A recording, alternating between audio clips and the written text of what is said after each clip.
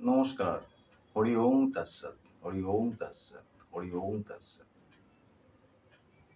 আজকে যে ভিডিওটা করছি সেটা হচ্ছে কিছু জিনিস আছে যেটা জানতে হয় এবং জানার জন্য কি করতে হয়? ইন্টেলিজেন্স স্টোর করতে হয়।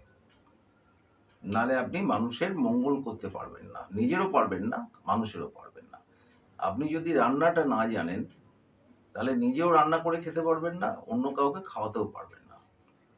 তো সুতরাং ইন্টেলিজেন্সই যদি আপনি স্টোর না করেন, তাহলে কি হবে? আপনি মানুষের কল্যাণ করতে পারবেন না। কল্যাণ করতে গেলে প্রাজ্ঞতা লাগে। এবার আমি বলি, সব কথা ভিডিওয় বলা যায় না। কিছুটা ডিলিট করে বলতে হয়। এবার একটা রামকৃষ্ণ আশ্রমে আমি গেছিলাম এই কিছুদিন আগে, কাজ ছিল ভক্তদের। তো এইবার কি হলো, সেখানকার যিনি সেলিব্রিটি, মানে উনি হচ্ছেন প্রেসিডেন্ট রামকৃষ্ণ আশ্রমের, নট মিশন, আশ্রম। তা উনি আমাকে বললেন, অনেক রকম কথা হলো, অনেক রকম কাজকর্মর ব্যাপার আছে। তার মধ্যে একটা জাস্ট স্টেপ আমি বলছি, একটা অপশন।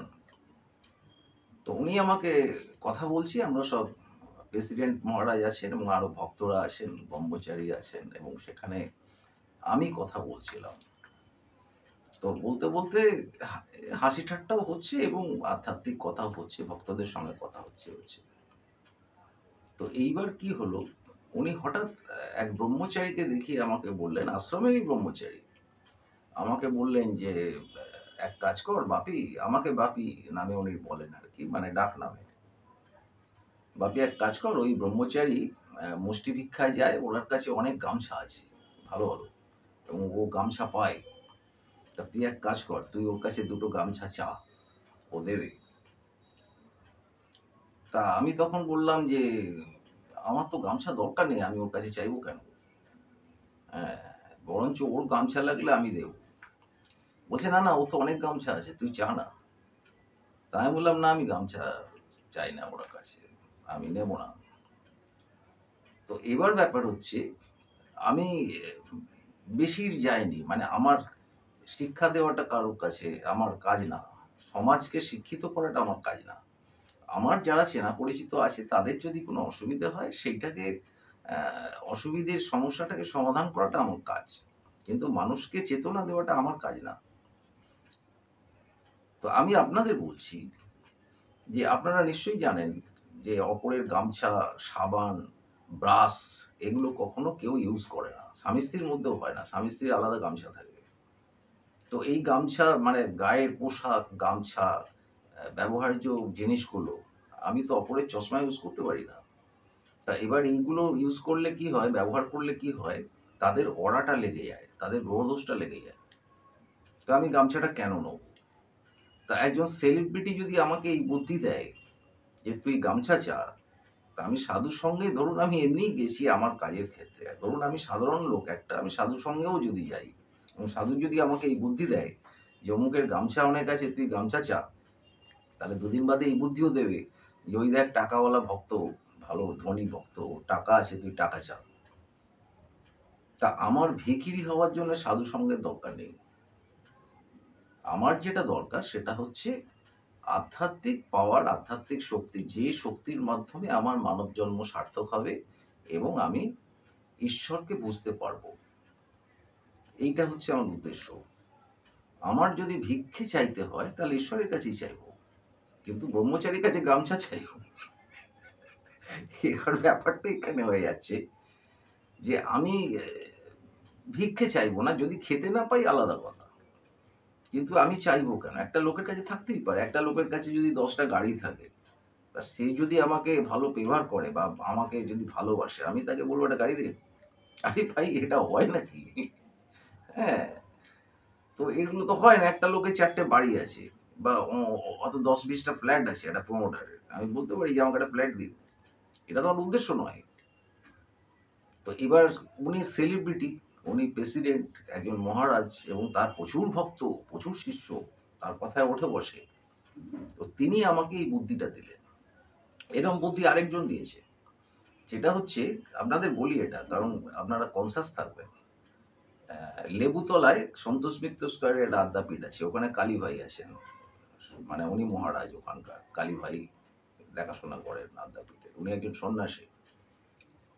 তা আমি আদ্যাপীঠে একবার গেছি, ওই আমার ভালো একটা জুতো স্যান্ডেল আদ্যাপীঠ থেকে চুরি হয়ে গেছে। আমি ওপরে গেছি, ওপর থেকে নিচে নেমে দেখছি জুতোটা নেই। তো যাই হোক, জুতো চুরি হয়ে গেছে, হতেই পারে, যার দরকার সেই তো নিয়েছে, একটা বড় লোক তো জুতো নেবে না। তা আমি ওপরে গিয়ে কালী ভাইকে বললাম যে আমার জুতোটা চুরি হয়ে গেছে, সুতরাং আমাকে তো একটা জুতো কিনতে হবে। তা আমি যাচ্ছি, একটা জুতো কিনবো, কিনে বললো তোর জুতো চুরি হয়ে গেল না, হ্যাঁ কিছু করার নেই। তা বললো তুই তাহলে কোথায় কিনবি? আমি আমার স্ট্রিটে কিনবো, ভালো দোকান আছে আমার স্ট্রিটে, আমি নিয়ে নিচ্ছি, ব্যাংক অফ ইন্ডিয়ার কাছে। তো বললো তাহলে তুই এক কাজ কর, তুই খালি পায়ে যাবি নাকি? আমি খালি পায়ে তো যেতে হবে, আমি কি পরে যাবো? আমি তো আবার একটা জুতো চুরি করতে পারি না। বললো না, চোরের যে জুতোটা আছে সেটা ছেঁড়া করে একটা জুতো নিশ্চয়ই থাকবে চোরের, তুই ওইটা পরে যা। না, চোরের জুতোটা আমি দেখেছি কোনটা।